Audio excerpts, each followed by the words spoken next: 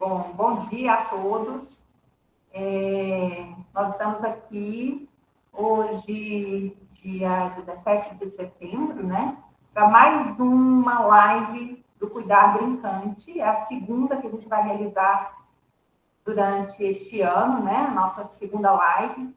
E hoje nós vamos trazer uma temática, né? Que foi escolhida pelos estudantes, pela equipe, para trabalhar os mitos. Como é que esses mitos são construídos e como é que o Cuidar Brincante vem trabalhando com esses mitos durante esse semestre.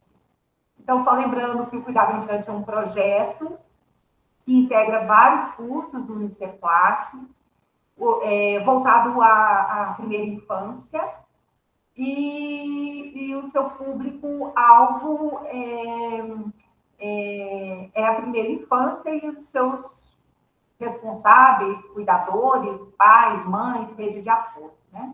Então, a cada semestre, a gente tem uma ampliação de temáticas, buscando sempre esse olhar sistêmico para o cuidado e para a educação. E hoje, então, a gente está aqui muito feliz, reunidos para mais um encontro. Espero que seja uma manhã proveitosa e que a gente traga aí assuntos que engajem mais pessoas, né, para os cuidados e educação da primeira infância. Tá bom? Então, agradeço a presença de todos aqui e passo a palavra para a professora Mariana e para a professora Letícia Diniz, né? Mariana Sex Salada, Letícia Diniz Santos Vieira, professoras do Uniceflac. Bom dia a todos.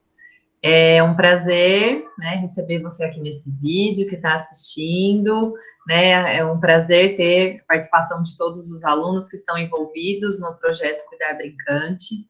E hoje a gente vem com um monte de informação, né, para tentar munir vocês, né, de várias ideias, né, várias coisas que a gente se depara no nosso dia a dia dentro de cada âmbito da vida que nós vamos discutir hoje, até o tema da nossa live, né, que a gente escolheu, Nutrir para Viver.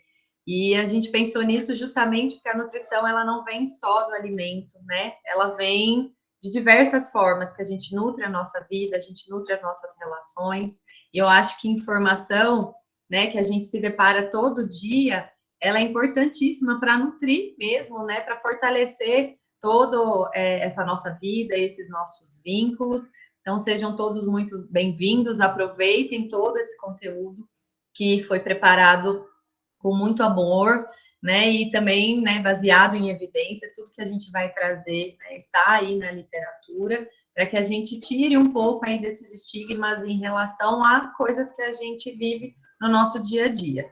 Bem-vindos. Professora Letícia, passo para você a palavra. Bom dia a todos. Sejam bem-vindos, é um prazer estar aqui. E o Cuidar Brincante é um projeto apaixonante, porque ele é um projeto que integra, ele é um projeto que nos norteia numa visão sistêmica, integral, global, do cuidado na primeira infância, da visão da criança dentro do contexto familiar, da mãe, da família.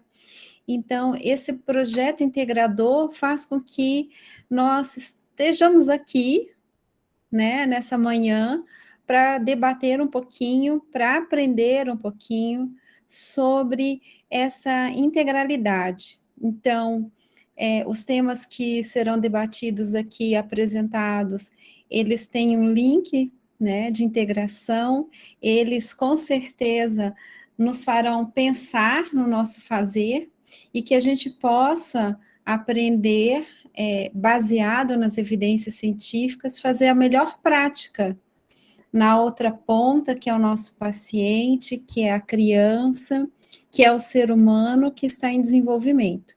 Então, eu quero agradecer a todos aqui, aos que estão nos ouvindo, às professoras, à professora convidada, a professora Margarete, aos nossos acadêmicos, e que nós tenhamos uma manhã produtiva. Bom dia. Eu passo a palavra para a professora Flávia. Obrigada, parceiras aí, né, desde o início do projeto. Então, vamos iniciar. Eu vou chamar a primeira estudante acadêmica especialista, que é a Fernanda Reis Pinheiro, do curso de Pedagogia. Ela vai fazer uma breve exposição aqui para a gente iniciar o nosso debate de hoje. Bom dia a todos, né? Quero agradecer a oportunidade de estar participando com vocês, mais um Cuidar Brincante. E, para começar, dentro do nosso tema, vamos começar falando sobre o que é mito, algo que é muito falado e muitas vezes não sabemos o que significa. Então, para isso, eu trouxe um vídeo para ilustrar melhor, né, o que é o mito.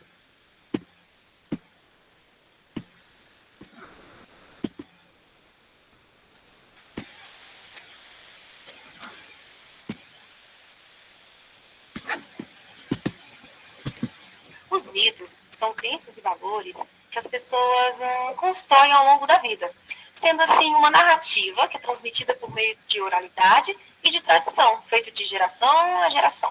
Compreender as narrativas é primordial para compreender o outro, é iniciar o diálogo com ele, com o passado, para entender o presente e assim conseguirmos projetar o futuro.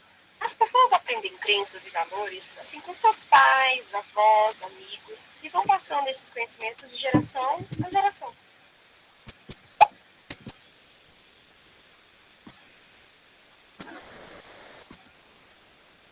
Então, foi um videozinho muito pequenininho, mas traz um conceito muito facinho, né, sobre o mito, né, que o mito em si, ele permeia a nossa cultura, né, estando presente tanto na área da saúde, na área da educação e em várias esferas sociais, né, que nós nos deparamos aí, fazendo parte de uma construção social, que isso, ela passa de geração a geração.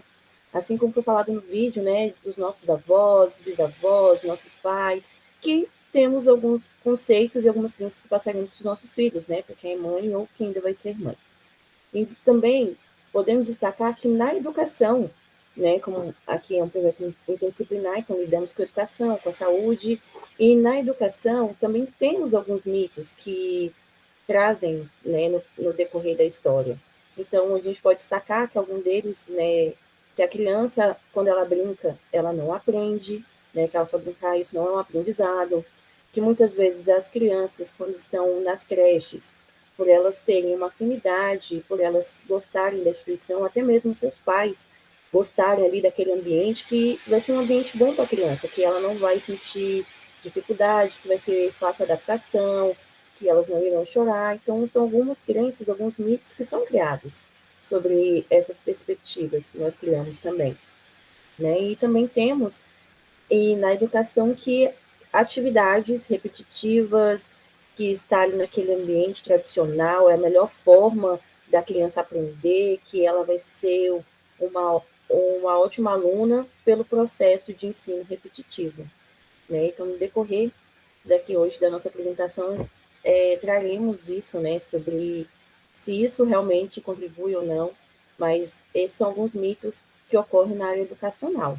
Em contrapartida, dentro desses mitos, dentro esse compartilhar, é necessário também pensar na aplicação da família, né? Como é que a família ela pode estar ajudando com as intervenções necessárias para poder auxiliar no cotidiano dessas crianças, né?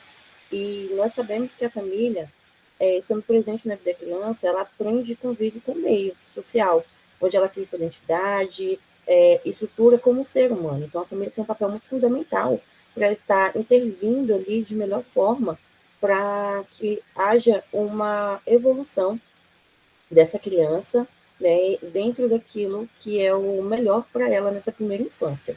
Então, o mito do cuidar brincante tem o objetivo de não discutir as várias perspectivas do mito, e sim situar ele dentro do cotidiano, né, escolar, na educação, na saúde, principalmente na primeira infância, né, e mostrar que o lugar dos mitos, aonde que eles estão e qual o local que ele ocupa dentro da sociedade, né? Então, podemos dizer que os mitos, eles são crenças e valores, né, que são construídos e que passam de geração a geração.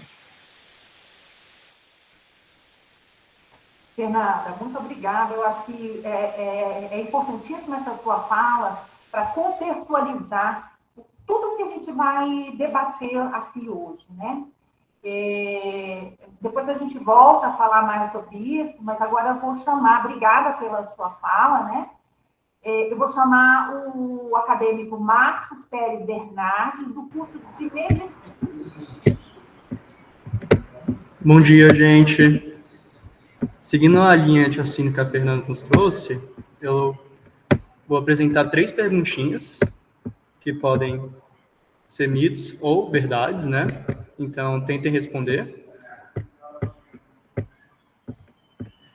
Sobre o aleitamento materno e a alergia.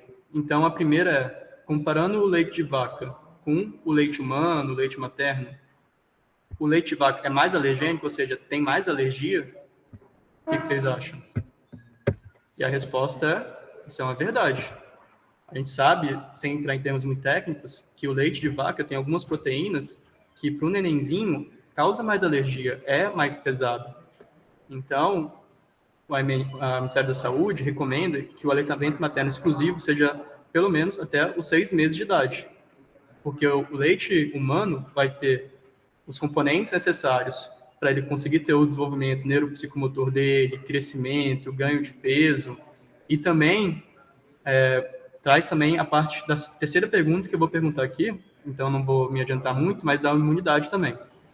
Então, a segunda pergunta seria se a amamentação exclusiva materna até os 6 meses é desnecessário para prevenir alergias alimentares no bebê. Isso é um mito. E a terceira é, quando você faz o aleitamento materno humano para o nenenzinho, isso traz anticorpos para ele? Anticorpo seria uma célula de defesa já pronta para combater os estímulos do ambiente que ele está tendo.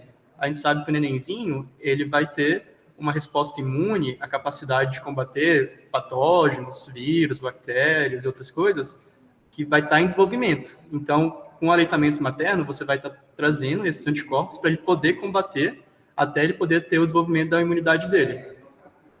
Então, é uma verdade. E falando da alimentação em si, é aquilo que a gente já sabe, mas é difícil de fazer na prática, né? Que é evitar os alimentos processados, embutidos, tentar comer comidas mais naturais, aquelas verduras, as frutas, e evitar ao máximo ter o costume de olhar nos produtos que compramos, a tabela nutricional e o que vem de cada um. E evitar que eles tenham açúcar refinado, eles têm muitas coisas processadas. E é isso que eu vim trazer para vocês.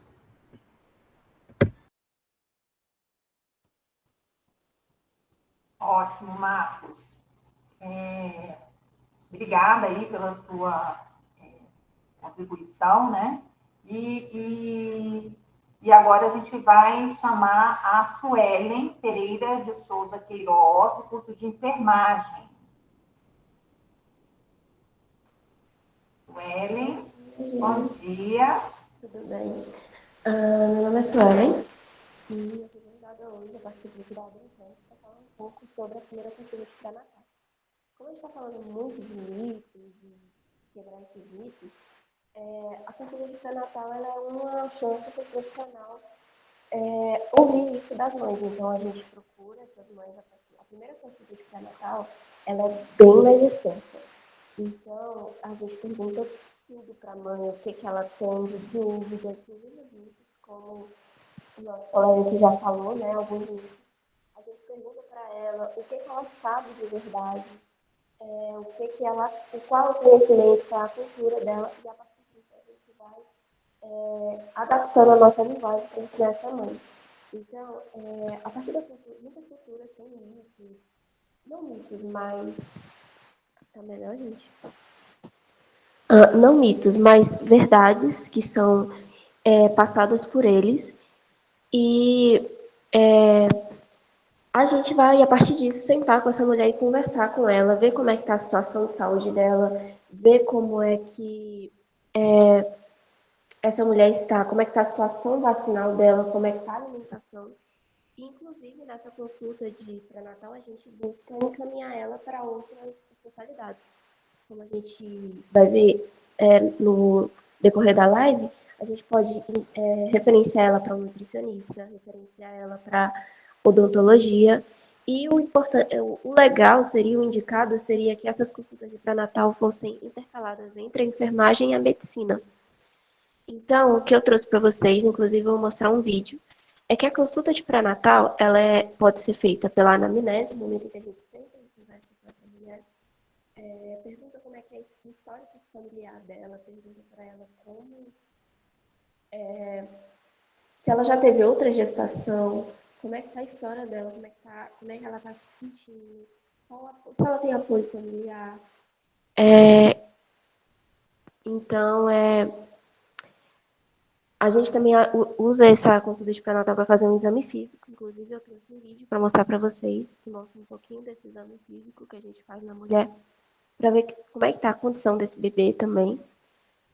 A gente usa a consulta de pré-natal para conversar com ela sobre a amamentação, como ela vai decorrer os exames. Tem uma lista de exames que a gente solicita para essa mulher para ver como é que ela está e cuidar de toda essa gestação. Então, eu vou projetar para vocês o vídeo para vocês verem como funciona um desses exames.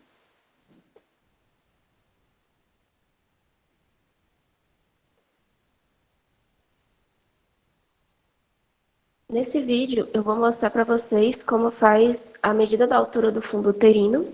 A gente coloca o ponto zero da fita na sínfise púbica da mulher. E aí, passa a fita entre os dedos e vai até o fundo do útero. Nisso, a gente consegue ver como é que está a altura do fundo uterino dessa mulher. Para saber se não está muito grande, nem muito pequena, dependendo da idade gestacional que essa mulher está. E assim, avaliar possíveis complicações ou que essa mulher possa ter. Então, esse é um dos exames que a gente faz nessa mulher. Outro exame que a gente faz, que é o que está mostrando no vídeo, é o da palpação obstétrica, ou a famosa manobra de Leopold. Nessa manobra, a gente vai fazer 4 passos, desde delimitar a altura do fundo uterino, para ver como é que está a posição desse bebê, até ver onde é que está o dorso, as costinhas daquele bebê, para fazer a ausculta fetal dele. A gente vai ver também a apresentação desse bebê, como é que ele está encaixado ali, insinuado na pelve da mãe, para ver isso aí lá para o finalzinho, a partir quase chegando perto do parto, a gente vê como é que esse bebê está apresentando. Se ele está apresentando a cabecinha, que é a parte cefálica, apresentando a pelve, que é a bundinha do bebê, ou então qualquer outra parte do corpo, que seria bracinho ou qualquer outra coisa. Então, assim, trazendo de modo bem geral, a consulta de pré-natal é muito importante para criar esse vínculo com essa mulher. Então, a gente usa essa consulta para criar o vínculo com essa mulher e fazer com que ela frequente a unidade básica de saúde, por exemplo, e acompanhar toda essa gestação e depois referenciar ela para o local de parto dela. Então, o que eu trouxe hoje para falar sobre nutrir sobre a vida, né, é essa importância da consulta pré-natal. Agradeço o convite e é isso, gente. Obrigada.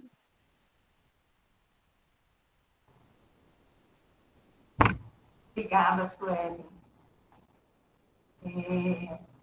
Então, nós vamos dar continuidade. Agora vamos chamar a acadêmica Letícia Azevedo, do curso de nutrição. Letícia? Oi, bom dia a todos. Meu nome é Letícia Azevedo. como a Flavinha falou. Eu estou no 6º período de nutrição do Uniceplac e eu trouxe um tema hoje sobre a endometriose. A endometriose e a nutrição está muito ligada, e alguns mitos que a gente tem na sociedade é que a nutrição é só alimentação e pronto. Eu vou comer uma frutinha, vou comer uma verdurinha, ok. E não é assim que funciona. A nutrição também tem um papel de prevenção. Então, você ir a um consultório para poder prevenir um diabetes, uma hipertensão, colesterol, também é uma forma de tratamento nutricional e não só após o diagnóstico, né? Então, a endometriose, ela é um endométrio, é uma mucosa que reveste o útero internamente e essa camada descama durante a menstruação e ela é reconstruída no ciclo seguinte para receber uma possível gestação. A endometriose, ela é uma condição, né? Ela é um aparecimento de células desordenadas, né? Um crescimento desordenado de células que acabam provocando dores no útero. Existem outros tipos de endometriose, como pulmonar, intestinal, só que hoje eu vou falar especificadamente da endometriose do útero, já que o acesso à primeira infância também, né? Tem mães no acesso à primeira infância, porque é um público que a gente também assiste aqui no Cuidar Brincante. A causa da endometriose ainda não foi realmente, na literatura não existe uma comprovação assim, por que de fato existe a endometriose. Ela pode ter uma questão multifatorial, inclusive dentro da vida uterina da mãezinha, quando você está lá no úterozinho dela, pode ser uma condição ali mesmo, antes mesmo de você nascer. Os sintomas pode ser dor abdominal. Esses sintomas clínicos, a gente pode... A mãezinha, né, a mulher, ela pode relatar esses sintomas clínicos, não precisa ter todos os sintomas para poder caracterizar a endometriose, mas é necessário fazer exames, como ultrassonografia, Papa Nicolau, deixa eu ver o que mais... já falei ultrassonografia, né? Ressonância magnética do útero. Então, a gente precisa fazer um exame para realmente comprovar que aqueles sintomas clínicos é de uma endometriose. A gente tem muito aquela questão do mito na sociedade, que é o seguinte: eu sinto cólica quase desmaiando, mas ok, né? É normal. É normal sentir essa cólica de desmaiar. E não, gente, não é normal. Sentir dor não é normal. Eu sinto dor de cabeça frequentemente, falta vomitar, mas é normal. Eu sinto desde quando eu tinha 15 anos e não é. Por isso que é necessário uma equipe multidisciplinar para cuidar dessa mulher com essa condição, né? E ao ginecologista frequentemente, fazer os exames anuais para poder saber como é que está a sua qualidade de vida, porque a endometriose, ela é uma condição que as mulheres acabam se sentindo mal, ruins, e acabam que perde aquela qualidade de vida, perde aquela qualidade de querer viver, de viver bem.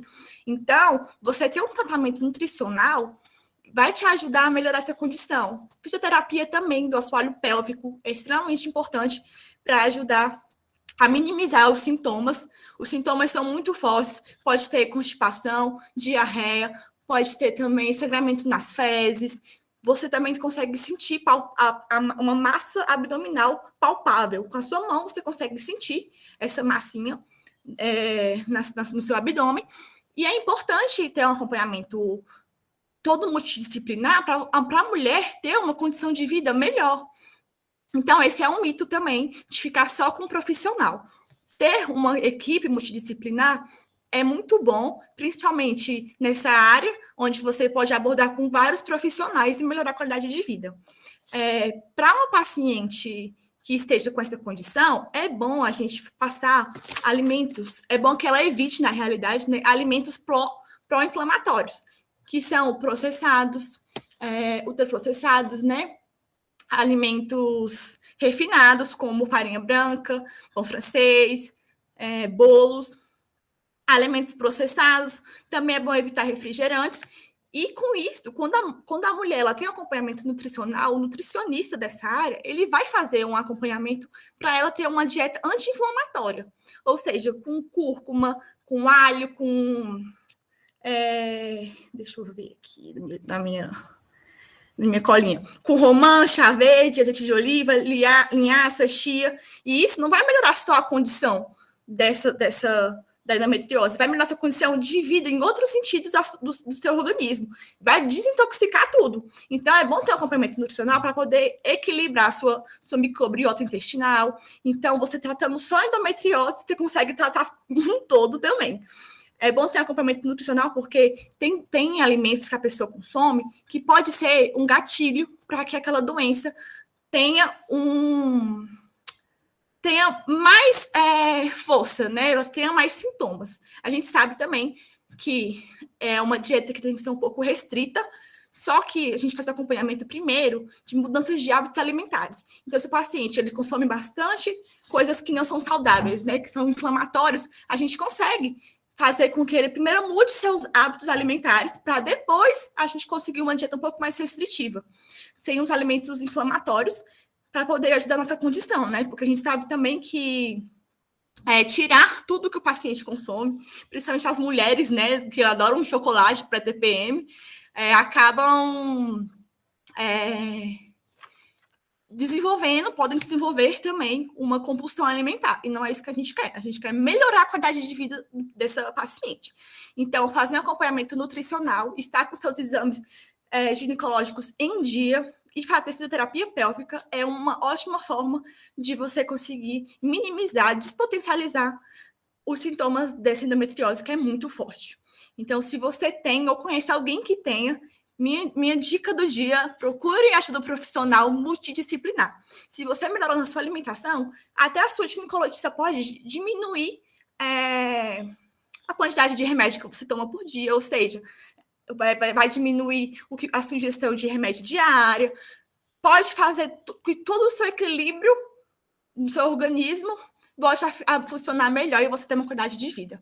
Então, é isso que eu trouxe hoje. Esse mito de que nutrição é só depois que tem um diagnóstico da doença é mentira.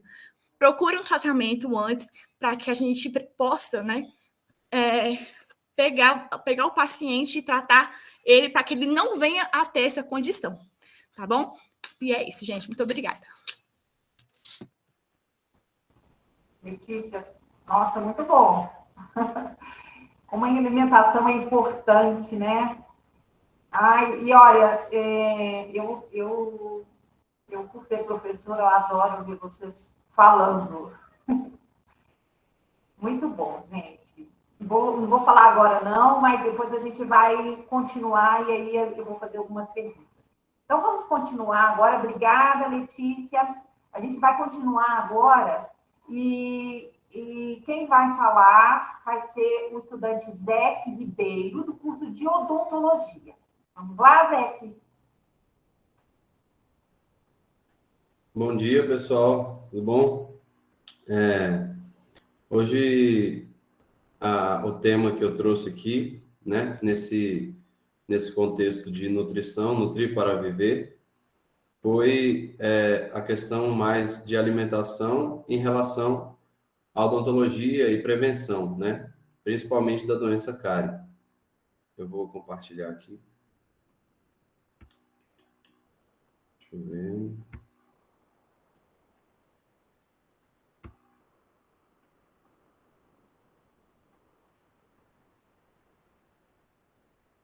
Apareceu aí? Tá tudo certo?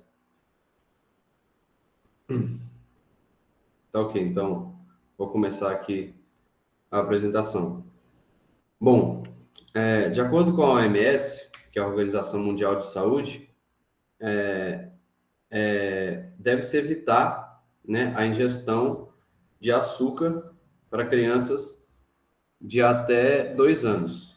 Bom, e isso inclui alimentos que contêm açúcar, desde biscoitos,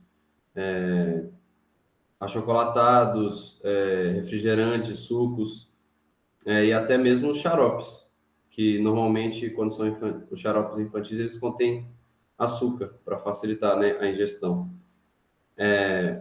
E pela visão da odontologia, a gente entende que essa restrição ela tem uma causa principal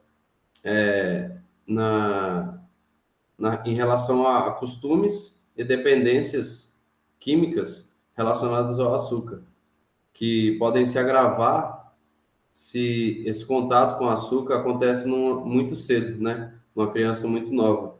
E isso pode levar a um aumento do risco da doença cárie nessa criança. E, bom, como isso funciona, né? O que esse consumo de açúcar tem a ver com a cárie? Bom, a doença cárie, ela é fortemente vinculada ao consumo de açúcar.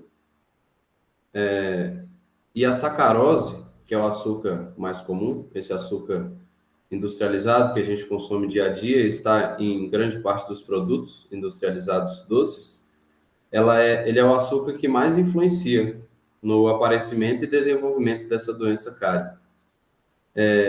E isso está relacionado ao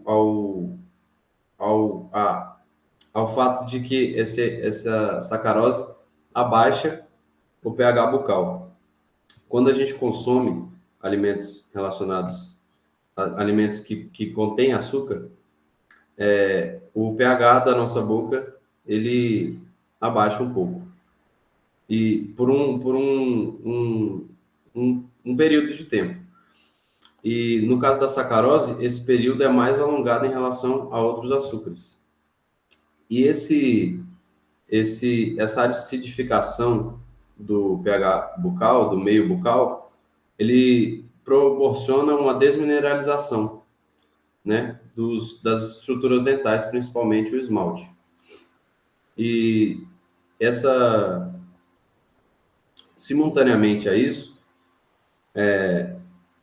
os alimentos que se acumulam nos nossos dentes, eles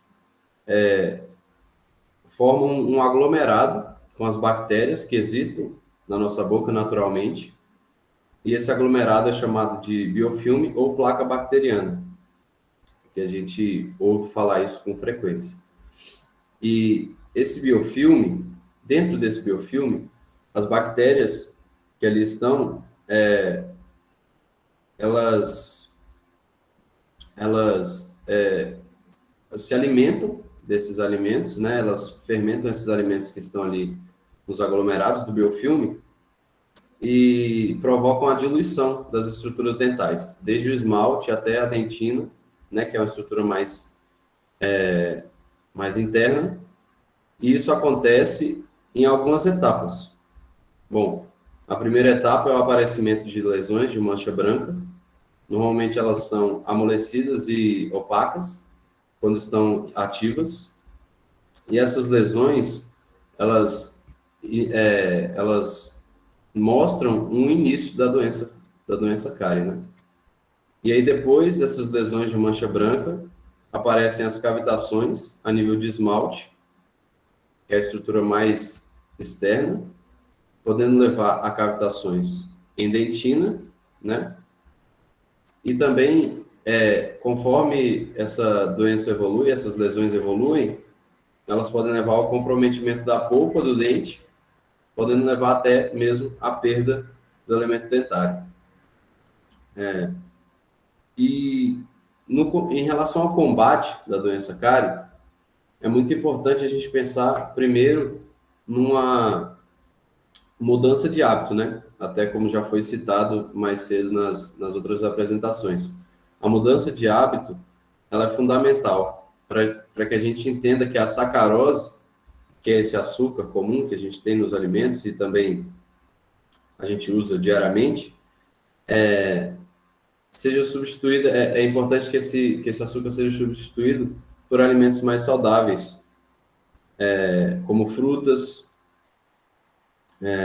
sucos naturais, e ao adoçar as bebidas, como a gente costuma adoçar ali com açúcar, é importante a gente considerar substituir esse açúcar por adoçantes, como o xilitol, por exemplo, que ele tem uma ação de acidificar o pH bucal menor do que o açúcar, bem menor do que o açúcar comum, que é a sacarose. Bom, agora falando um pouco mais ainda sobre essa questão do combate à doença cárie, temos que considerar também a higienização. a higienização dos dentes, ele deve começar, esse costume deve começar desde a primeira infância. Os responsáveis, os pais responsáveis, eles devem sempre pensar em condicionar o bebê desde a primeira infância, mesmo antes mesmo deles terem os dentes, antes mesmo deles terem a aparição dos primeiros dentes. Quando o bebê ainda não tem nenhum dente, é interessante usar o dedal, que é um projeto ali, um início, que é usado para massagear a gengiva do neném, mesmo antes da aparição dos dentes. Nessa etapa, a gente não usa nenhum creme dental, a gente usa o dedal diretamente na gengiva sem usar o creme. Ali, depois da primeira aparição dos primeiros dentes, a gente já passa para as escovas infantis. E é muito importante destacar que desde os primeiros dentes, a gente já deve utilizar cremes dentais com flúor, porque o flúor ele já tem indicação desde os primeiros dentes. O creme dental já deve ser fluoretado. E as cerdas, em relação às cerdas, né, das escovas dentais, inicialmente indica-se as cerdas onduladas, que são indicadas para esses desníveis dentais, que alguns dentes ainda em erupção, alguns dentes mais altos, mais baixos que outros, eles acabam apresentando esses desníveis, e as cerdas onduladas, elas ajudam a higienizar todas essas faces livres. Já as cerdas retas, elas são indicadas mais para pessoas que já têm os dentes ali alinhados, normalmente, logo após o término de um tratamento ortodôntico, né? Com o aparelho ali, que os dentes ficam bem alinhados, então as cerdas retas, elas elas conseguem higienizar todas as faces livres ali dos dentes. E já em relação a essa escova Unitufo, que eu coloquei aqui, ela é indicada para os primeiros molares permanentes que aparecem ali nas crianças por volta dos 6, 7 anos de idade.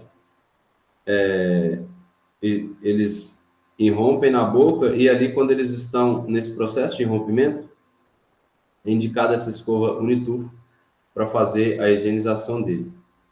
E desde os primeiros dentes que aparecem na boca, é fundamental que a gente entenda que o fio ou fita dental, ele vai estar sempre indicado. E a fita dental, mais especificamente, é a mais indicada para crianças, porque ela incomoda menos, machuca menos a gengiva ali, né, nos primeiros dias, e ajuda a criança a se acostumar melhor e mais fácil. Já em relação aos cremes dentais, como eu falei, é fundamental que o creme seja fluoretado. Tem que ter flúor. Esse flúor, ele aparece nos cremes dentais, em vernizes de flúor, né? E em mousse também, mousse gel de flúor. Esses dois últimos são mais indicados e utilizados, eles devem ser indicados e utilizados pelos profissionais, porque contém uma concentração maior de flúor. E em relação ao flúor, a nossa boca ela está em constante, nosso sistema, né, estomatognático, está em constante luta contra essa desmineralização causada pelos açúcares.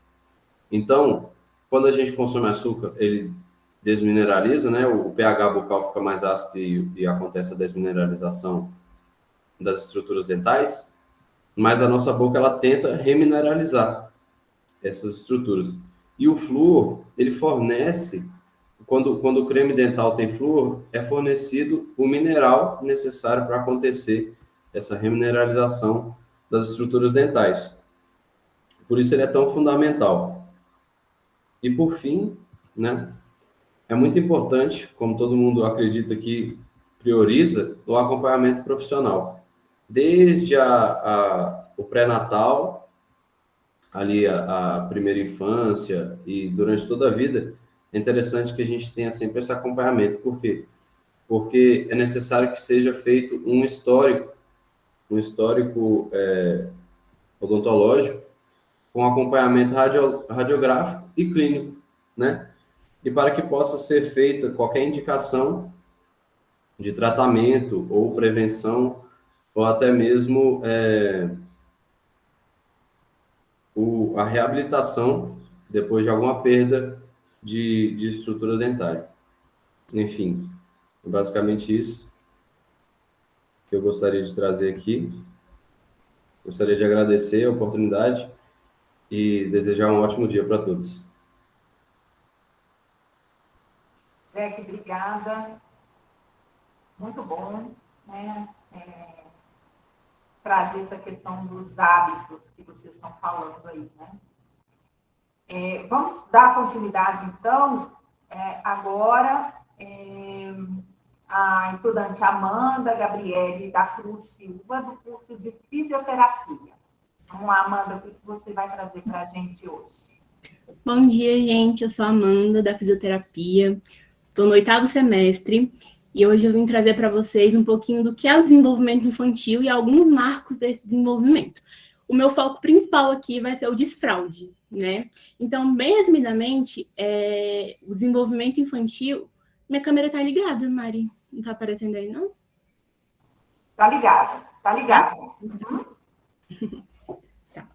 Então, bem resumidamente, o desenvolvimento infantil, ele é a evolução diária, assim, da criança, né? É considerado um fator primordial para o desenvolvimento cerebral da criança, né? Porque a gente sabe que são os primeiros anos de vida da criança, mais especificamente entre os 6 primeiros anos, né? Que é considerado, de fato, a primeira infância, onde a criança ela adquire essa arquitetura cerebral dela, né?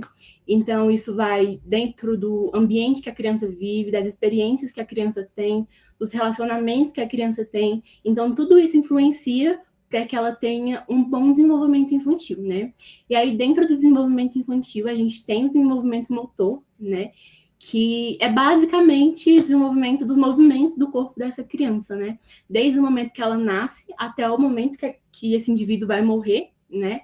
Então, falando mais especificamente da criança, a gente tem um período cronológico, né? De acordo com, desde quando ela nasce até, vamos dizer assim, os primeiros anos de vida dela, tem coisas que a criança precisa fazer, né? E a gente, na fisioterapia, a gente trabalha muito com isso.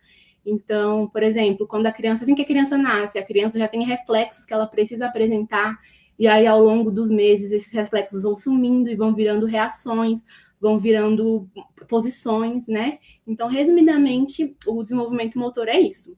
Mas o meu foco aqui é falar sobre controle esfincteriano, né?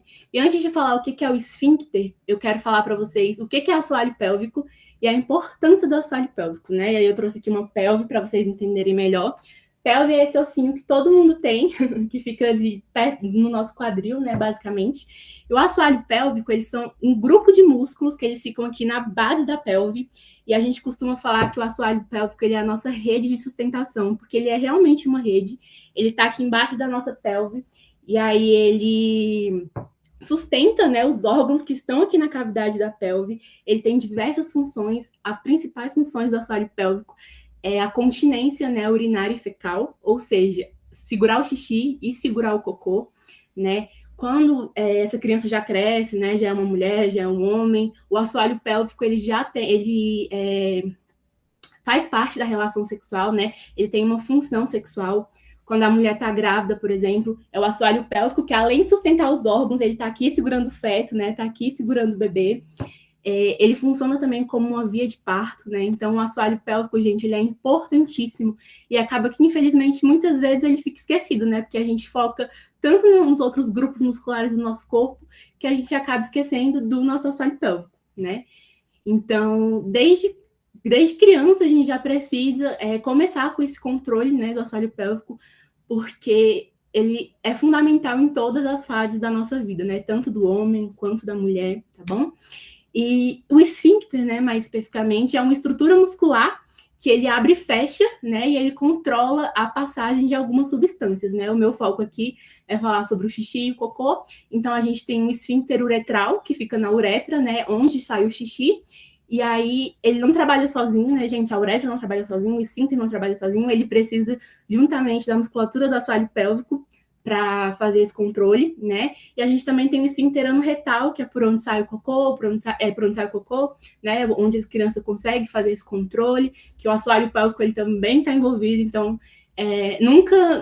eles nunca vão trabalhar sozinhos, é sempre em conjunto, né? Por isso que eu falo, o assoalho pélvico ele tem uma função fundamental, né, na vida de qualquer pessoa.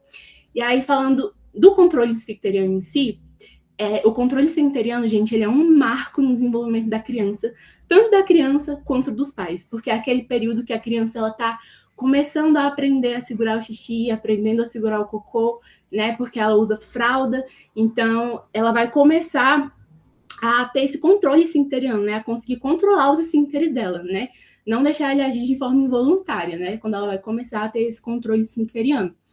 E aí ele é um marco, né, tanto na vida da criança, porque é algo novo para ela, e um marco também na vida dos pais dessa criança, né? E aí é um período que leva um pouquinho de paciência, não adianta querer fazer com pressa, querer fazer rápido, porque, como eu falei, é algo novo para a criança, então aquela criança ela precisa se adaptar, né? Como tudo na vida a gente precisa se adaptar, e não há uma idade ideal para adquirir esse controle esfincteriano. A gente tem algumas crianças, elas apresentam o início desse controle esfincteriano, né? O início de conseguir segurar o xixi e o cocô a partir ali de 1 ano e meio, outras 2 anos e meio. Então, não tem uma idade assim, específica, né? Mas a gente tem uma Sociedade Internacional de Continência, que ela fala, né, que o ideal é até os 4 anos de idade a criança ela ter adquirido o controle esfincteriano diurno, né, durante o dia, e até os 5 anos de idade, ela adquiriu o controle esfincteriano noturno, né? Que é durante a noite. Mas aí, isso varia de criança para criança. E é claro, eu estou falando aqui de uma criança que ela não tem nenhuma atipicidade, né? Nenhum TEA, por exemplo, ou alguma síndrome, porque aí, nesse caso, seria um pouquinho mais longo esse tempo, né? Mas em uma criança em condições normais, a gente tem esse período, tá bom? E, assim, é de suma importância, né, a família ter essa consciência de que esse período é um período muito importante para os dois, né? Então, falando do desfraude, tecnicamente, gente, o desfraude ele é o momento que a gente vai retirar a fralda da criança, né? Mas o desfraude ele vai muito além disso. Como eu falei, o desfraude não é só retirar a fralda da criança. O desfraude é quando a criança ela consegue ter esse controle esfincteriano e o controle da musculatura do assoalho pélvico, né? Que foi isso que eu expliquei para vocês. E aí existem 3 pilares que eles são assim primordiais para o desfraude. Então, antes dos pais decidirem fazer o desfraude, eles precisam se encaixar, né? Nesses 3 pilares. O primeiro pilar de tudo é a preparação da família, né? Os pais ali conversarem entre si, se eles acham que já está no momento ideal para fazer esse desfraude ou não. O segundo pilar é o controle emocional, tanto dos pais quanto da criança, né? Eles precisam estar bem emocionalmente para que seja um período de controle esfincteriano, né? De desfraude, assim, saudável, né? Sem muitas dificuldades. E o terceiro são os sinais fisiológicos que a criança apresenta, né? Ou seja, os sinais de prontidão que aquela criança apresenta. Então, como eu falei, a idade não é um fator primordial, né? Para o controle esfincteriano. Varia de criança para criança, tá bom? Mas aí, se passar dos 5 anos de idade, a criança ainda não ter desfraudado, gente, é um sinal ruim. Então, os pais, né, precisam levar essa criança para fazer uma avaliação com o pediatra e também com o fisioterapeuta pélvico, porque a fisioterapia, muita gente não conhece essa área da fisioterapia pélvica, mas ela é de extrema importância, né? Então, se passar de 5 anos e a criança não tem esse controle esfincteriano, a gente precisa levar para fazer uma avaliação com o pediatra, mas também com o fisioterapeuta pélvico, tá bom? Porque a gente sabe que a gente trabalhando com psicólogo também, claro, né? Porque a gente trabalhando junto é muito mais fácil do que, né, não trabalhar sozinho. Então, tem a equipe multidisciplinar como um todo. E aí, gente, a partir dos 3 anos e meio, já é considerado mais ou menos um desfraude tardio. Mas como assim um desfraude tardio? Porque, assim, como eu falei, né, a Sociedade Internacional de Incontinência fala que a criança tem que adquirir o controle esfincteriano a partir dos 4 anos, né, o diurno.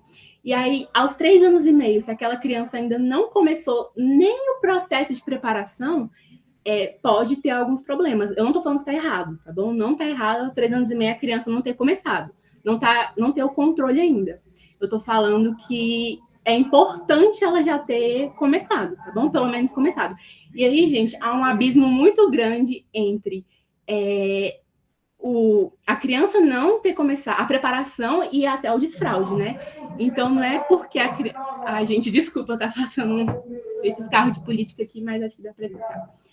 E aí, há um abismo muito grande nesse período, né? Da criança não ter começado ainda até o desfraude, porque nesse período os pais precisam fazer a preparação, tanto neles quanto na criança. Não é simplesmente, eu vou deixar a minha criança livre e uma hora ela vai querer falar para minha mamãe, quero fazer xixi, papai, quero fazer cocô. Não vai ser assim, gente, não vai ser assim. Nós precisamos, né, fazer essa preparação. Por isso que eu falo, aos 3 anos e meio, já é um desfraude tardio, mas não está errado. Mas a gente precisa, pelo menos, começar a preparação para essa criança, tá bom? E aí tem alguns estudos que eles mostram que a partir dos 3 anos e meio, quando a criança ainda nem começou o desfraude, esse desfraude, né, esse controle esfincteriano, vai ter algumas dificuldades, né? Por exemplo, a criança ela vai ter uma baixa autoestima, ou ela vai se sentir incapaz, porque a gente sabe que a criança, ela muitas vezes ela se compara, né, com as outras crianças. Então ela vê, nossa, por que meu amiguinho ele vai no banheiro sozinho e eu ainda não vou? Por que eu ainda uso fralda ou não? Além disso, a gente também vai ver que a criança pode desenvolver uma constipação intestinal, né, prisão de ventre, pode desenvolver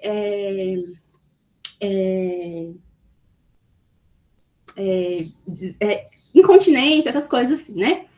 Infecção do trato urinário, infecção urinária, né? A criança pode desenvolver infecção urinária. E aí até também uma resistência ao toalete. Vou explicar rapidinho aqui para vocês entenderem o que é resistência ao toalete. Resistência ao toalete é basicamente quando a criança ela tem um certo medo, assim, de ir ao banheiro, né? Mas por que é esse medo? Tipo assim, geralmente, ela já tem um controle esfincteriano, ela sabe quando ela quer fazer xixi e ela sabe quando ela quer fazer cocô, mas ela tem, tipo assim, o xixi ela vai no banheiro, faz xixi tranquilo. Só que o cocô, ela já não vai. Ela prefere fazer na fraldinha, ela prefere pedir pro pai e pra mãe colocar a fralda para ela fazer cocô. E aí, isso acontece, gente, principalmente porque a gente não naturaliza o cocô. Muitas vezes ela acha o cocô algo nojento, né? Então, a gente tem que naturalizar, porque é uma coisa que todo mundo faz, né? Inclusive a criança. Então, ela tem que ver isso como uma coisa natural, para ela não ter essa resistência ao toalete. Ela não ter esse medo de ir no banheiro fazer cocô, né? E aí, muitas vezes, ela não quer ir ao banheiro fazer cocô porque ela tem uma prisão de ventre. Então, aí ela sente dor e ela não gosta de fazer cocô. Então, algumas coisas que a gente pode fazer para reduzir essa resistência ao toalete é fazer com que a criança esteja sempre hidratada, né? Dar bastante água para a criança, alimentos não ricos em gordura, né? Alimentos mais saudáveis, como a Letícia citou, o Zeke também. Observar o horário que a criança faz cocô e, principalmente, gente, fazer com que essa criança ela tenha uma naturalidade com o cocô, né? Então, algumas dicas que a gente tem para os pais é, tipo assim, a criança fez cocô na fralda, beleza. Aí vai lá, pega a fralda, em vez de pegar a fralda, enrolar e jogar no lixo, pega a fralda, pega o cocô que tá na fralda e joga lá no vaso, mostra para a criança, olha, filho, você fez cocô, a mamãe também faz, o papai também faz. E aí dá descarga, vamos dar tchau pro cocô, fazer com que o cocô seja algo natural, né? Para que aquela criança não tenha nojo. E aí, a resistência ao toalete, gente, é diferente de uma criança que não tem o controle esfincteriano, tá bom? Eu tô falando aqui, a resistência ao toalete é quando a criança já tem o controle esfincteriano, mas ela não vai ao banheiro para fazer cocô, né? Ela tem medo. Aí, quando a criança não tem, é normal ela não ir ao banheiro, né, gente? Porque ela não tem controle, ela não tá preparada. Então, é isso que eu falei, a gente tem que preparar a criança. E aí, para deixar claro, o desfraude não é só tirar a fralda, como eu falei, é uma preparação, né? Principalmente uma preparação. Então, assim como a gente tem 3 pilares para começar o desfraude, nós também temos 3 fases do desfraude. A primeira fase é a interação, Ou seja, a gente vai inteirar aquela criança com o vaso, vai falar para ela o que é o vaso, o que é o banheiro, o que é mostrar para ela o que é o pinico, vai falar para ela sobre xixi, sobre cocô, isso tudo antes de tirar a fralda, tá, gente? A gente vai primeiro inteirar essa criança com isso. O segundo é a observação. Então, os pais vão observar qual horário geralmente aquela criança faz xixi, qual horário aquela criança faz cocô, né? E o terceiro é a ação, que é de fato o momento em que a gente vai tirar a fralda, né? E aí a gente tem alguns sinais, né, que eu falei lá no começo sobre os sinais de prontidão que a criança apresenta. E aí alguns sinais de prontidão são os pais observarem se a criança consegue ficar de fralda mesmo, né? Se ela consegue ficar com a fralda seca por mais de 2 horas, porque o intervalo normal entre as micções é de 2 a 3 horas, né? Claro que isso varia de pessoa para pessoa, de criança para criança, não estou generalizando, mas mais ou menos isso, entendeu? Os pais devem observar, né, se aquela fralda fica sequinha ali por pelo menos umas 2 horas, se a criança, ela sabe quando ela tá fazendo xixi, se ela sabe quando ela tá fazendo cocô, se ela consegue avisar para vocês o que ela tá fazendo, né? Se ela já consegue subir e levantar a calça sozinha, se ela já tem um interesse em usar calcinha ou em usar uma cuequinha. E aí a gente tem algumas dicas de como incentivar o desfraude, né? Que é o que eu falei. Apresentar o banheiro para a criança, apresentar o pinico para a criança, porque antes de tirar a fralda, como eu falei, gente, a preparação é fundamental, né? Fundamental. E aí, outra dica também geralmente toda criança ela tem um brinquedo preferido, né? Então, quando a criança for no banheiro, já tirou a fralda, aí vai no banheiro fazer xixi ou vai fazer cocô, leva aquele brinquedinho da criança. Ah, filho, vamos levar o brinquedinho para fazer xixi com você? Aí coloca a criança sentada no vaso, coloca o brinquedinho ali perto e finge que o brinquedinho também tá fazendo xixi ou cocô, só para incentivar, né? E aí, oferecer também livros sobre o assunto. Tem alguns livrinhos infantis mesmo, esses que mostram o que é o cocô, o que é o xixi, né? E ninguém aprende algo do dia para a noite, né, gente? Nem nós mesmos aprendemos, quanto mais uma criança, né? Então, isso vai levar um tempo, vai ter as fases para isso acontecer. E a gente precisa respeitar o tempo da criança, mas é aquilo que eu falei. Existe um abismo muito grande entre respeitar o tempo da criança, né, e fazer essa preparação. É necessário fazer uma preparação para que a criança, né, esteja adepta ao desfraude. E aí a gente precisa ver como é que está o emocional dessa criança, ver como está o emocional dos pais. E outra coisa que eu quero deixar claro, gente, é muito normal a criança ter recaída. Então, às vezes, já começou esse processo do desfraude, mas aí ela pode ter recaída, e recaída é normal, a gente não deve brigar com a criança, a gente não deve punir a criança porque ela teve alguma recaída, né? E tô terminando, professora, rapidinho. E aí, algo muito importante que as crianças, muitas vezes, elas não falam pra gente, mas elas gostariam de expressar, né, é que para os pais, né, não voltarem atrás com a sua promessa. Por exemplo, vai começar o desfraude, mas aí tem algum evento, vai lá e usa a fralda, e quer colocar a fraldinha, né? Então, se você quer começar, a gente tem que ser uma coisa assim, contínua, entendeu? Você tem que dar continuidade, tem que ter paciência. Geralmente a gente indica para iniciar esse controle esfinteriano nas férias, né? Porque é o período melhor para começar, ou em algum feriado prolongado, né? É importante também que os pais falem com as crianças da mesma forma que eles falam com os demais. Igual eu falei, se por acaso a criança tiver alguma recaída, os pais não brigarem, né? Abraçar a criança, deixar a criança aprender errando, né?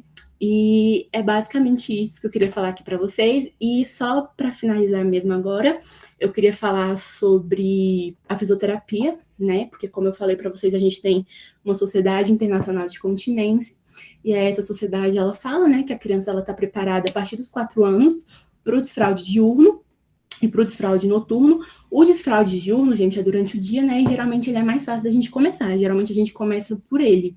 E aí, depois que a criança já tem o controle esfinteriano diurno, a gente adquire esse controle esfinteriano noturno, né? Que é durante a noite. E aí, tem algumas dicas também, que é não deixar a criança beber água 2 horas antes de dormir. Se por acaso a criança acordar à noite, não pegar a criança no colo, não chamar ela para ir no banheiro, ela mesma ter aquela vontade, né?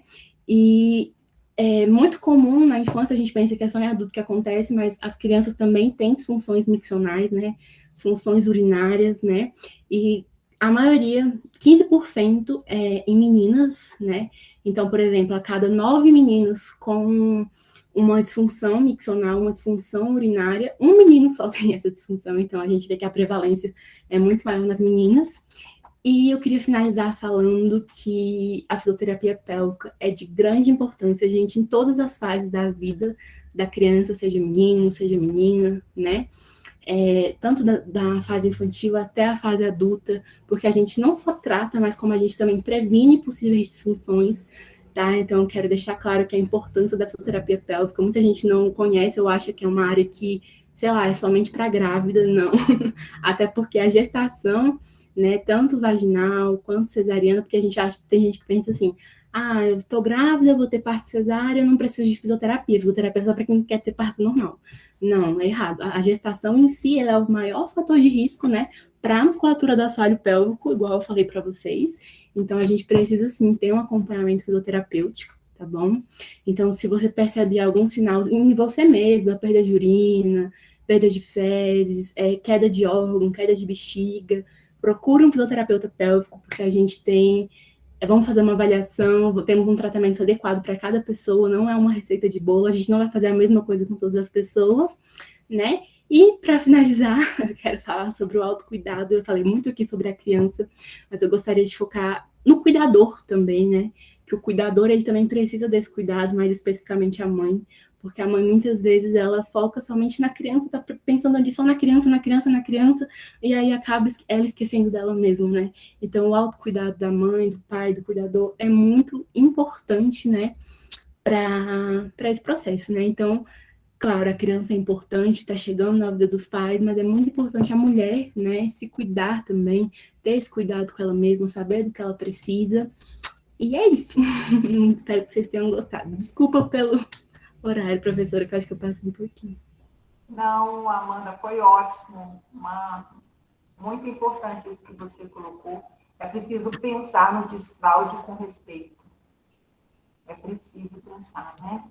Então, o desfraude, qual é o tempo do desfraude? O tempo melhor para quem? Isso. É isso? Isso Tempo mesmo. melhor para quem?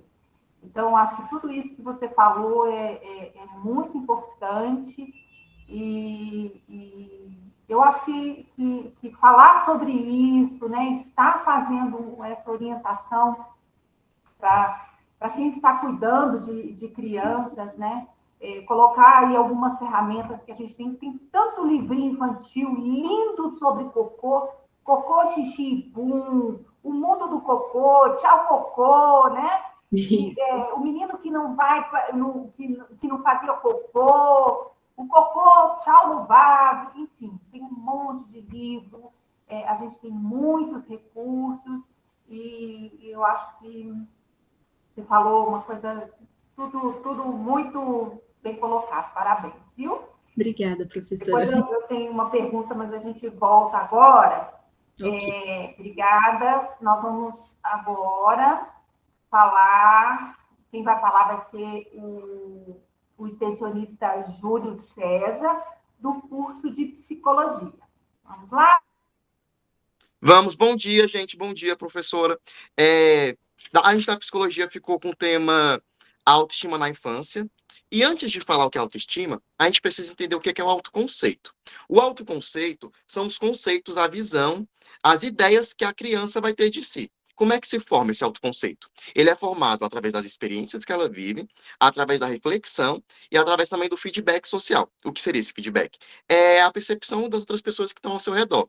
E a autoestima, ela vai ser a parte avaliativa do autoconceito. É como ela avalia... Peraí, meu povo. É como ela avalia as percepções que ela tem de si mesma. O autoconceito ele é mais descritivo e a autoestima ela pode estar mais ligada a uma instância sentimental. Então, basicamente é assim. O autoconceito é a imagem que a criança vai ter de si e a autoestima vai ser a avaliação subjetiva que ela faz de si mesma. E aí eu tenho 3 mitos aqui sobre esse tema. O primeiro é baixa autoestima na vida adulta. Pode estar relacionado à infância? E é verdade. Por que é verdade? Porque a autoestima e o autoconceito são fundamentais para a maneira que a pessoa vai agir, pensar, a perspectiva que ela vai ter, bem como ela vai guiar a vida dela. Então, se ela teve uma infância onde não foi reforçado um ambiente para que ela tenha desenvolvimento de uma autoestima boa, sadia, isso pode ter impactos na vida adulta. Eu vou explicar um pouquinho mais disso na frente, quando eu for falar do outro mito, mas agora eu vou para o segundo mito, que é a baixa autoestima não impacta o desempenho escolar. Então, isso é um mito. Impacta sim. Por que que impacta? Porque quando a criança tem um autoconceito negativo e uma baixa autoestima, ela pode estar desenvolvendo uma atividade lá na escola e começar a ter pensamentos do tipo, eu não sou tão capaz quanto eu deveria ser, tá muito difícil, eu não consigo. E aí, quando ela entra nessa linha de pensamento, porque o pensamento ele é fundamental para a gente ter atitude, ela tende a desistir das atividades. Então, se a criança desiste das atividades, ou então ela pede muita aprovação alheia, já é um indício de que ela pode estar com uma baixa autoestima e é algo que tem que ser tratado. E o último mito é se brigas de casais podem ou não impactar no autoconceito e na autoestima da criança. E pode sim. Por que que pode? Então, tudo depende do ambiente, gente, o contexto que a gente é criado. E quando a gente nasce, a primeira infância, tem uma fase que se chama socialização primária, que é quando a gente vai socializar com outras pessoas, que geralmente vai ser a nossa família. E a gente é meio que uma esponjinha nessa época, porque a gente vai absorvendo, a gente vai observando, e isso vai impactando e contribuindo com o desenvolvimento. Então, vamos pegar o caso de um ambiente familiar que tem muita briga, tem muita punição física e tem uma comunicação muito violenta. A criança vai absorver, vai olhar isso e ela vai ter um autoconceito e uma autoestima baixa. Ela pode ter, né, na maioria dos casos. Por quê? Porque esse ambiente conflituoso não faz com que ela se sinta segura e aí ela pode ter dificuldade tanto para ter questões de lideranças, dificuldade para ter comando no ambiente, que é se sentir segura dentro desse ambiente, e vai impactar, como eu falei, né, no autoconceito e na autoestima. E esses fatores que eu falei, né, de punição física, comunicação negativa, o casal que briga muito, são fatores de risco. E a gente tem também os fatores de proteção. O que são os fatores de proteção? É quando tem uma comunicação positiva, afetuosa, uma atmosfera conjugal harmoniosa, e crianças que crescem nesse ambiente tendem a estar mais satisfeitas e felizes. Por quê? Porque quando você tem um ambiente assim positivo, a criança consegue se firmar, se sentir segura, e é importante também que durante essa socialização, você converse com a criança, faça que ela perceba de si, por exemplo, chegou da escola, como é que foi a escola, como é que foi a aula, o que que você gostou, o que que você não gostou, porque isso, para além de contribuir com a autoestima e com o autoconceito, vai contribuir também com o autoconhecimento, que é fundamental no nosso desenvolvimento. E mães, por exemplo, afetivas, que abraçam, que reforçam quanto o filho, a filha é importante, que são carinhosas, também contribuem para esse desenvolvimento, né? E aí, voltando lá para o primeiro mito, né, se a baixa autoestima na vida adulta pode estar ligado com a infância, é justamente por isso, porque o ambiente que a gente cresce, o ambiente que a gente se desenvolve é fundamental no decorrer da nossa vida. E caso a criança cresça nesse ambiente, como eu citei, conturbado, com tantas coisas, ela vai desenvolver de um modo que não pode ser autossuficiente lá na frente com seu autoconceito e sua autoestima.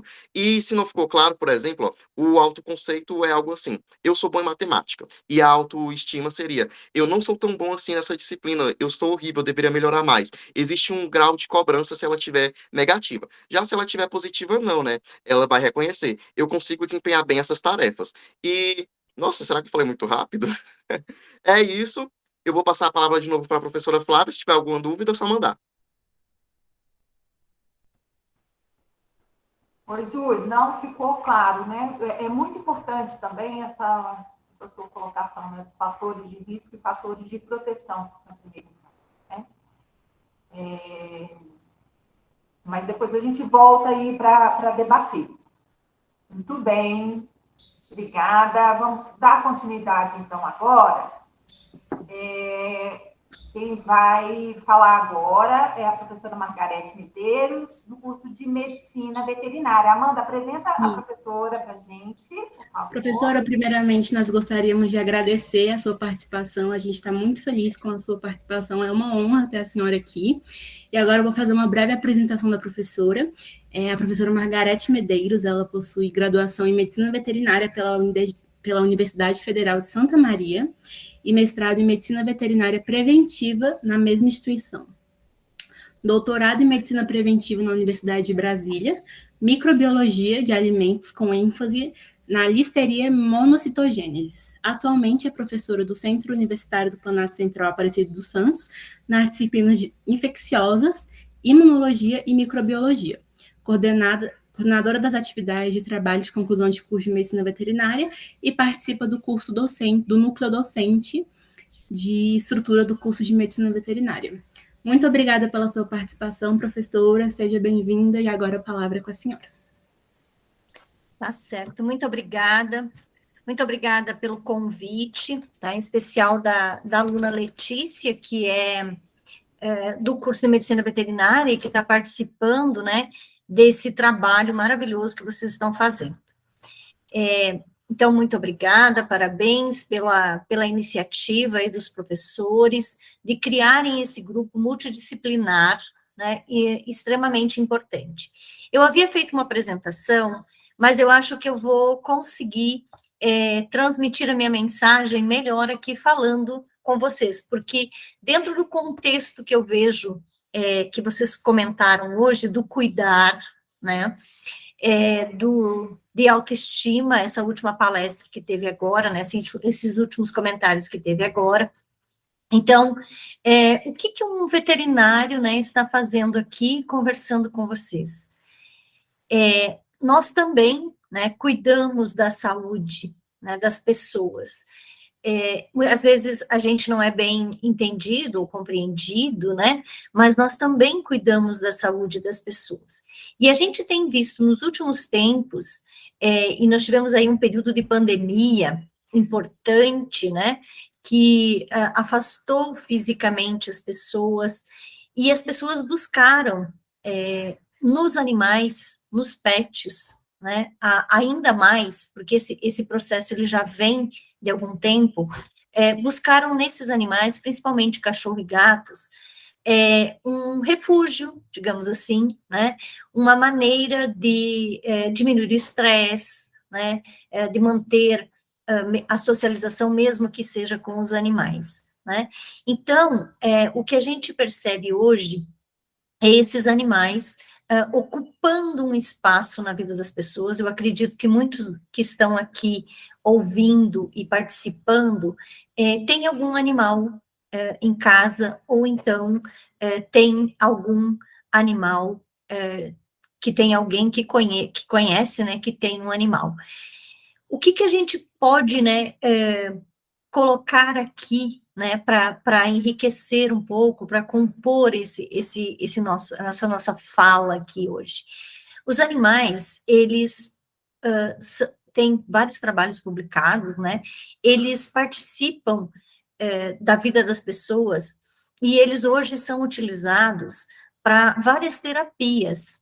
A gente tem animais, tem cães, principalmente, que participam de terapias em hospitais. Aqui em Brasília, a gente tem o Hospital do Câncer, né, o Hospital de Apoio à Criança, que ele tem esse trabalho. Existem voluntários que vão lá com os animais para distrair as crianças, para fazer com que elas fiquem mais alegres, mais ativas, né, e isso já é comprovado cientificamente.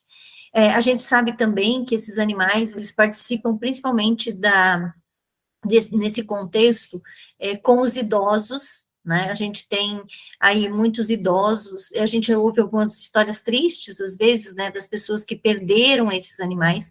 Então, esses animais hoje, eles fazem parte da nossa vida, né, e a gente vai ter, né, alguns mitos também, né, dentro da medicina veterinária, e algumas verdades. Então, nós temos aí alguns mitos, por exemplo, de que o gato é o único responsável, ou que seria o responsável pela transmissão de toxoplasmose. E quando a gente tem uma mulher grávida, por exemplo, alguns médicos ainda orientam, né, que se tiver um gato, é para se desfazer, ou então não é para entrar em contato, porque esse gato ele pode transmitir.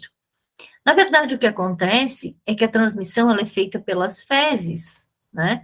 Então, cuidados básicos de higiene, como lavar mãos, por exemplo, eles já vão reduzir ou vão eliminar essa possibilidade. Então, às vezes a gente cria esse mito, né? E também isso prejudica. Ou uma outra situação, e algumas perguntas que a gente faz, é correto a gente deixar o cão e o gato dormirem na nossa cama, lamber a criança? Não, isso realmente, né, assim, não é aconselhável, né? E aí, puxando um pouquinho para a parte da odonto, né, os animais, eles têm uma microbiota, eles têm uns micro-organismos que estão na boca, assim como a gente também tem, que são diferentes dos que a gente tem. Então, existe essa possibilidade, né, dessa transmissão de doenças por esses hábitos. Mas, como que a gente pode prevenir isso, né? A gente pode prevenir isso pelos cuidados com os animais. E aí a gente entra numa outra questão, que é o chamado de posse responsável. O que é posse responsável? É você garantir que aquele animal que está convivendo com você, que ele seja bem cuidado, bem tratado, que ele tenha uma boa sanidade, que ele receba todas as vacinas que ele deve receber, que ele tenha uma boa alimentação, né? Hoje também as pessoas, às vezes, pensam, né, que os animais, eles podem comer tudo que a gente come. E isso não é verdade. Nós temos alguns alimentos que são extremamente tóxicos para os animais. Por exemplo, chocolate, alho, cebola, né, eles são extremamente tóxicos para os animais. Então, esses cuidados, né, básicos de você oferecer uma boa alimentação, oferecer uma nutrição adequada. Hoje nós temos formulações de rações, né, que são próprias para a espécie, para a espécie, para a raça também, e que fazem com que esses animais tenham uma boa qualidade de vida. Então, essa questão da posse responsável, ela é extremamente importante. Se eu vou querer um cãozinho, um gatinho para ter na minha casa, eu vou precisar saber que ele vai demandar tempo, né, da minha parte, que ele vai demandar gastos também, né, e que eu vou precisar cuidar dele da mesma forma que a gente cuida, né, das pessoas. E eles cuidando da gente, né, como eu falei anteriormente, a gente tem vários trabalhos mostrando essa relação, né, do homem com o animal, e da importância dessas relações. E isso tem melhorado e tem trazido resultados, principalmente na primeira infância. Então, eles têm vários trabalhos, né, demonstrando a importância dessa relação das crianças, né, com os animais. Hoje a gente tem também uma tendência a morar em espaços menores, né? E, desculpe. E esses espaços, às vezes, trazem a falta de espaço, né, no caso, trazem, às vezes, ansiedade às pessoas. E ter os animais próximos, ou conviver com esses animais, traz uma certa tranquilidade, diminui a ansiedade, né? Então, isso é uma questão que a gente vem trabalhando, né? E lembrar também que esses animais, eles precisam de cuidados médicos também. Assim como a gente trabalha essa questão que foi falado aí, né, da questão dos hábitos e de condicionar e de tratar principalmente aí, os hábitos, né? Nós temos também nos animais, é possível a gente treinar eles para que eles tenham os hábitos de defecar e urinar num determinado espaço, até para garantir, né, a qualidade de vida deles e também prevenir a exposição a micro-organismos que eles podem, né, em algumas situações, vincular. Nós temos hoje uma situação bastante preocupante, que são alguns casos de raiva humana no Brasil afora, inclusive um caso de raiva humana aqui no Distrito Federal. É preocupante? Sim. Mas nós podemos evitar, né, fazendo o quê? Cuidando desses animais. Então, nós temos aí algumas questões que podem ser trabalhadas e que devem ser trabalhadas, que é o cuidado com os animais, principalmente os cães e gatos, a vacinação, nós temos aí uma vacina para a raiva, e nós temos várias campanhas também que são efetivas e que fazem a prevenção da raiva, e nós temos também a questão da castração, que entra na questão da posse responsável. Então, a castração, ela é uma medida necessária, né, e importante nesse processo de transmissão das doenças, certo?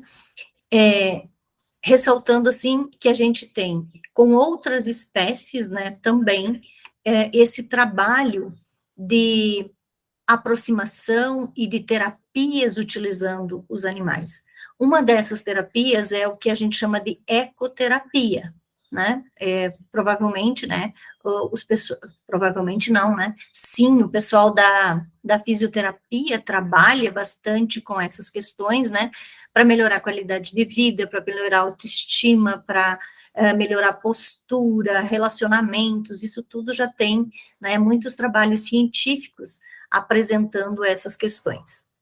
Então, de um modo geral, eu gostaria de dizer que não é um mito, né, e sim que os animais, eles podem conviver muito bem com a gente, né, desde que a gente tenha responsabilidade sobre esses animais, e também eles podem nos trazer muitos benefícios, principalmente nessa nossa vida, né, às vezes bastante tumultuada, bastante corrida que a gente vive, então esses animais, eles podem sim nos ajudar.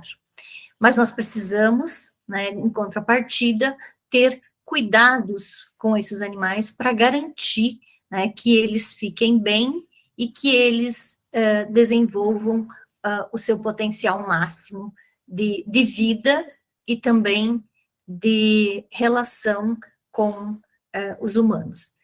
Então, eu gostaria de agradecer, a minha fala era essa, eu falei aqui algumas coisas que eu achei que seriam importantes de colocar aqui.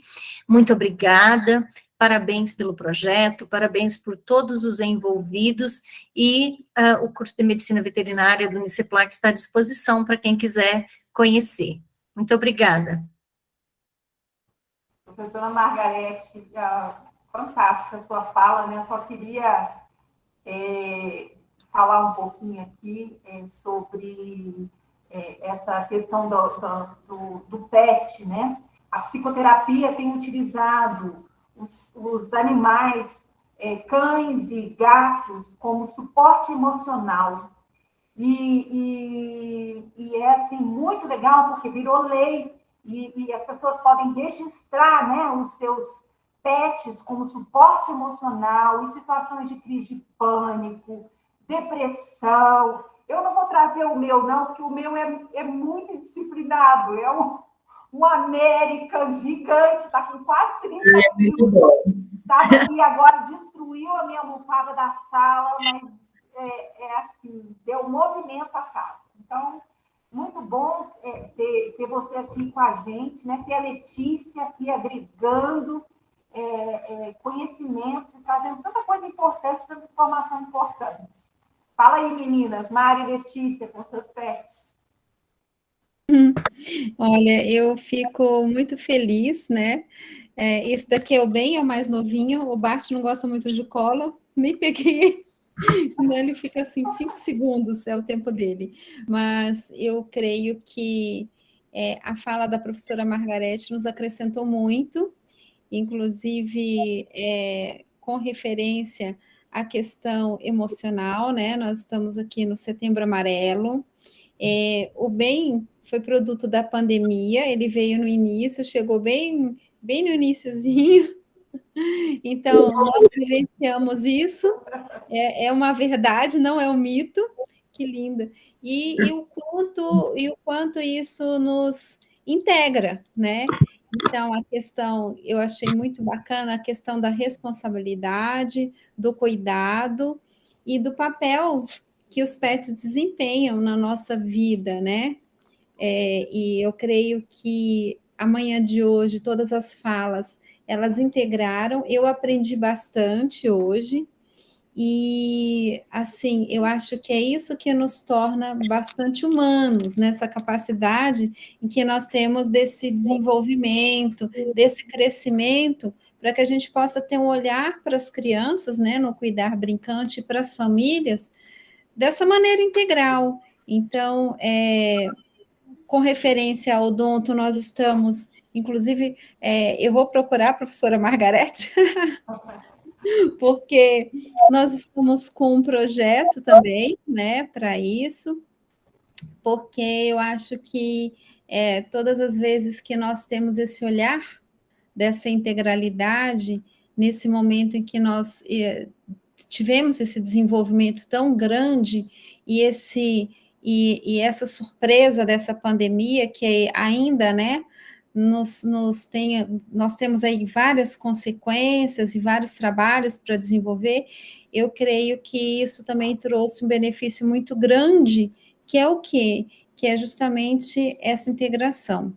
Então, eu quero agradecer a todos os alunos aqui presentes, a todos os participantes, as professoras presentes aqui, e falar que realmente essa manhã nos trouxe muito conhecimento, e eu tenho certeza que na nossa ação presencial, nós vamos agora, nas nossas próximas reuniões, eu já estou aqui pensando em 1000 ações, e eu tenho certeza que vocês também.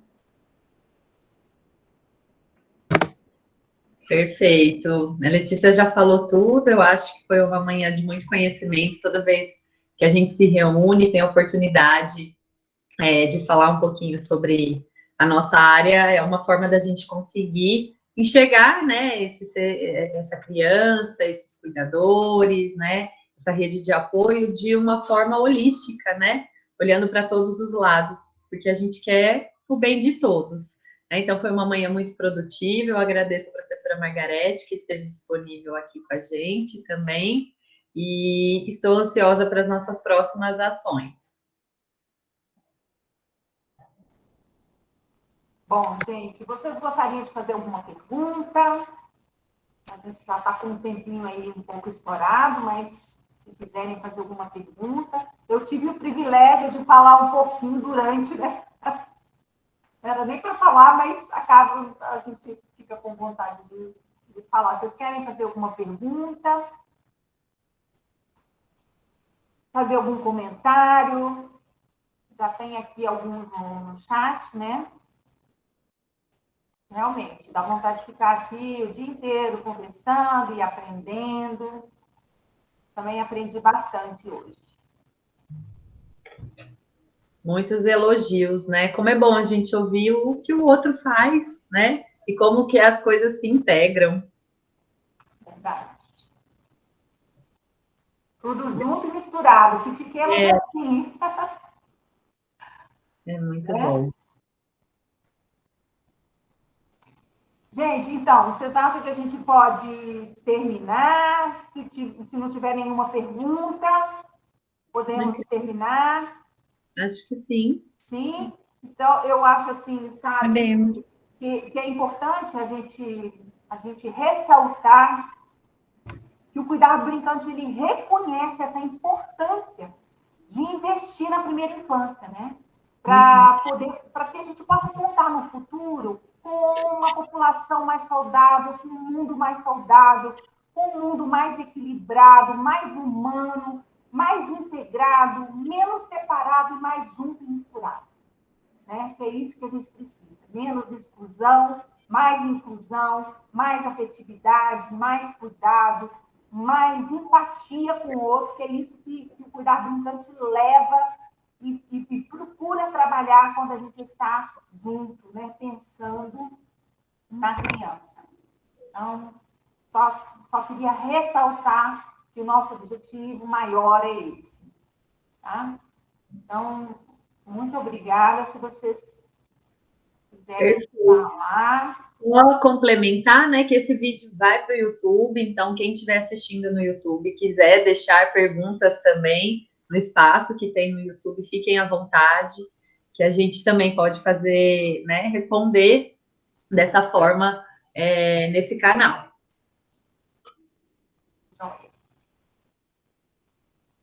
E acompanhe o Instagram, muito bem lembrado. Acompanhe o nosso Instagram. Então tá, gente. Então, acho que a gente um beijo. Bom final de semana para todo mundo. Bom final de semana. Para vocês. E até a próxima. Beijo, pessoal. Tchau, tchau.